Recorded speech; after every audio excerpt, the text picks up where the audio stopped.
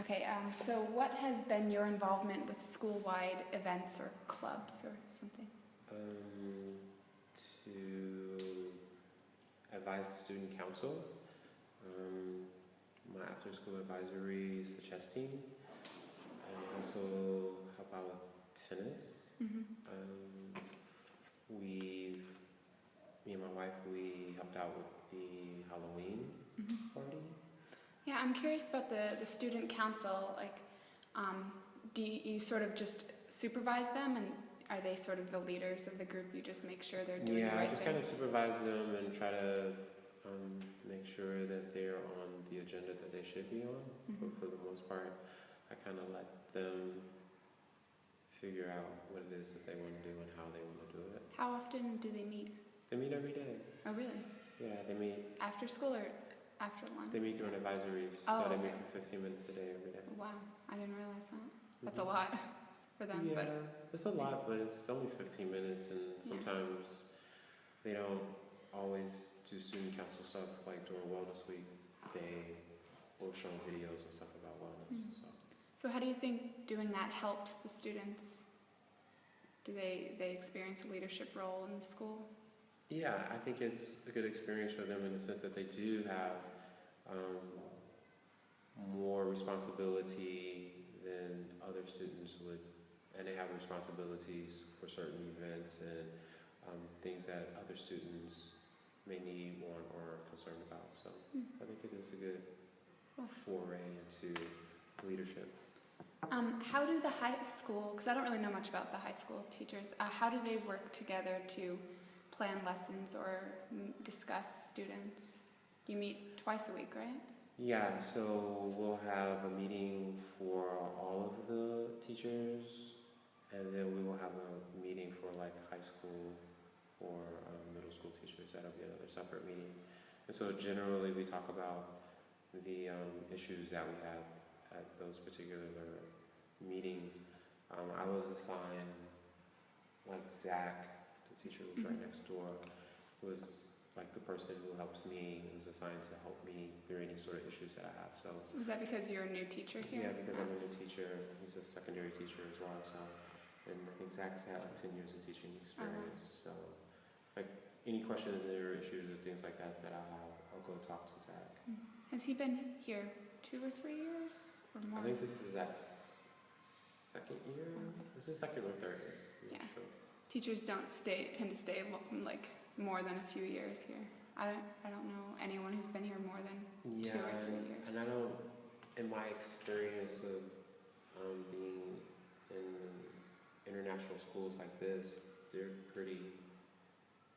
The teachers tend to move around because part of the experience is being from one country. And a year is a pretty long time. 2 years is quite a while.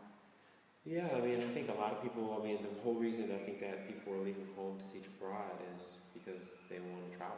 So part of it is the traveling, so they move around. And in China it was the same? For me? Or for like all the teachers there? there? That's what I'm talking about. Yeah. The 2 schools that I worked at, I think no one had been at a school more than 3 years, 4 years. This is the most. Okay, let's see. So you talked to Zach about issues that or questions you have about just anything related to St. Paul, but how do you discuss issues if, say, you have a student who's falling behind or has been missing a lot of work? Do you discuss that during the meetings with all the other teachers?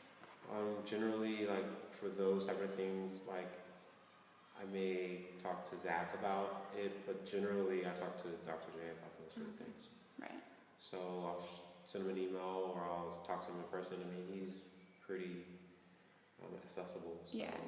I mean, he comes in here at least almost once a day, once every other day. Definitely. So if I have issues, I just talk to him then. Okay. And my last question has to do with speaking with parents, because I know it's challenging here if parents don't speak any English or a very small amount of English. Yeah. Steve said that normally you go through someone who works in the office, like Tui or something. Yeah, Tui is. Do you often have to, can you call or email parents, or do you have to go through her? The times that I wanted to communicate with a parent, or it was through her. Yeah.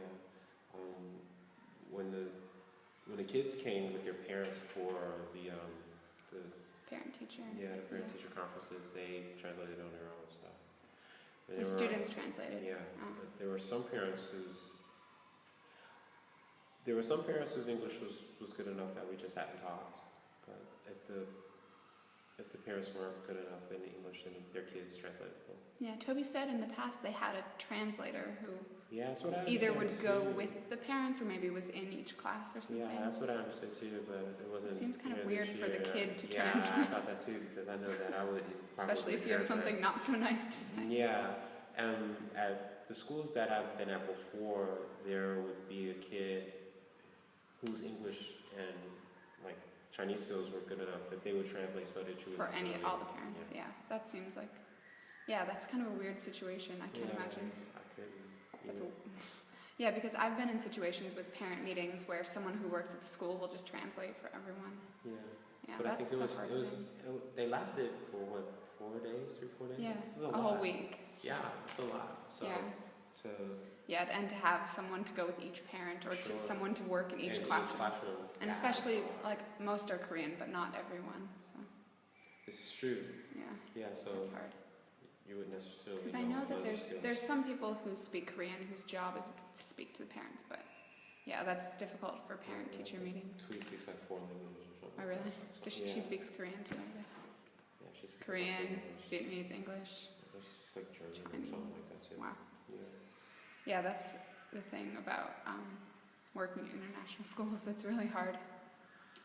Yeah, having being able to come over to come to language barrier. Yeah. Okay, thank you. Cool, no problem.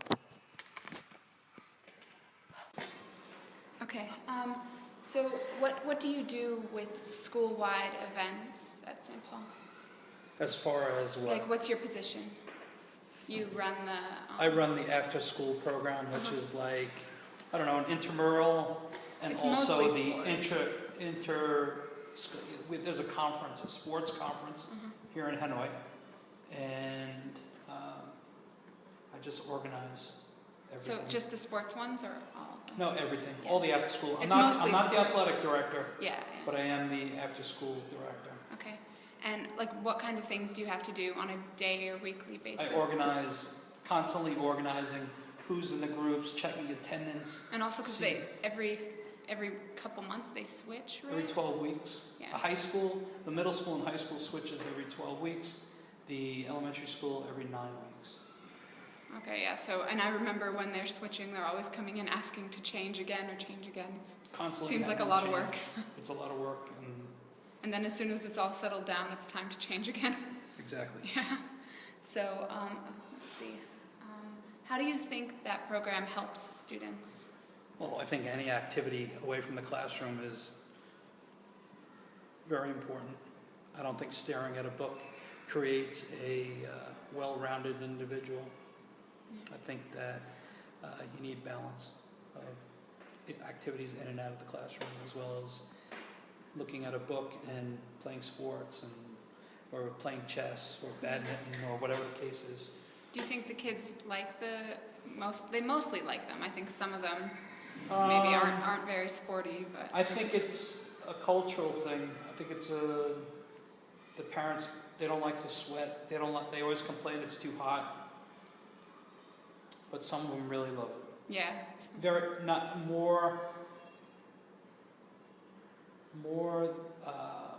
I'd say less than 50% really like it.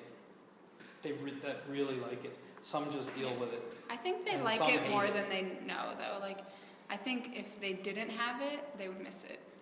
Well, if we said, okay, we'll offer playing on your cell phone for an hour after school, every one of them would sign. Just about every one of Yeah, them if would that was sign an up. activity. So it's kind of it's not like in America where Yeah. I lived for phys ed and sports. sports, Just yeah. basic sports. I I couldn't think wait. some of them, yeah. I think some of them really like it. Like, I heard some of them saying, like, they were sad on Fridays when they don't have activities. But they get to go home at 3, so Yeah, yeah, they can't be too sad. Okay, let's see.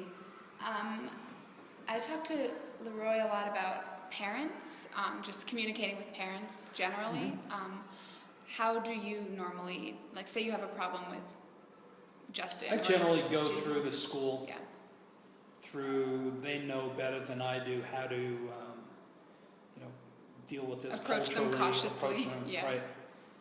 Like, because it is a private school, not a public school, and it is for-profit as opposed to, state For funded or education. whatever. So we have to look Yeah. at that. So I let them handle it. So you'll say, like, and I'll go to the office and I'll say, listen, I got a problem. With this kid. I just happened the other day with Chan. I said, you need to talk to him. In And 7th grade. right, that I just don't think he's trying hard enough, Yeah. and he needs to. Okay. So that would be for a bad thing. What would you do if, say, you wanted to tell a parent that their kid did really well I would on the email test? him. You just email. Sure, Okay. and I have. Yeah. And I see a lot of the parents here. They come to school, and I talk to them directly. And that's And So I'm more apt to pass along good news than I'm not. I try not Yeah. to only. I try to deal with bad things myself, or keep it within the school and not send it home. yeah, I think telling it's really not the good bad. news. The good news is good to share, especially for some of these students who start off not knowing a ton or being like really quiet, and then they do really well. Then it's good for the parents to know that, rather than agree. having to wait till the next report card or something. They all, with the parent-teacher meetings, they can't believe that we tell them good things. Yeah. They just, in the Korean schools, it's all negative. You never get to speak to the teacher or You the only principal. when or- there's a problem or something. They only hear Yeah. bad stuff. They don't say that your son's a hard worker, or I know that she's trying, or whatever the case is. Do they like that, to hear the good things? Yeah. Yeah. They're totally Yeah, I would surprised. imagine. First they're surprised, then they're happy. Yeah. Yeah, I think dealing with the cultural differences is definitely a challenge when you have, especially Korean students. I guess some with Vietnamese, depending on the Vietnamese parents, but with Koreans, they seem very strict about their They're super schooling. education driven. Yeah, like, A+ or nothing. Yep. Yeah. That's kind of sad. Yeah.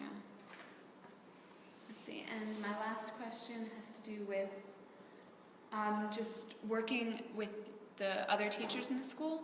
You have meetings twice a week, right? Mhm. With Steve and At with the least. other middle school and high school teachers. Mhm. Yeah. Formal meetings, but we Yeah. meet, we talk all the time, Yeah. Because constantly. it's such a small school, you see everyone everywhere. Yeah. And for instance, if you have a student like John, or who was the other one you wanted to move up? Yunjae. Yunjae, yeah. So would you talk to, like Sarah and the We other? did this today, actually. Do you about them. about them? So you talk. For sure. You talk and say like, she's doing great in my So class. what do you think? Like, yeah. Yep. Yeah. Because constant communication Yeah. among there's only 4 of us, so Yeah, that makes things easier. we could talk constantly. And it's easier to, because there's only 4 of you, and you all have all the students. Like I was Right. thinking about, say where I went to middle school, there could be 2 or 3 teachers just for 6th grade social studies, or 2 or Mhm. 3 just for each Me too. grade level. And so you can't talk to any of those teachers about a certain student, because obviously they don't have them, and then it's difficult to isolate the other teachers that one student has. It's just a lot more challenging when you have a bigger staff. For sure. I think that's probably one of the best things about having such a small school. It's a good thing.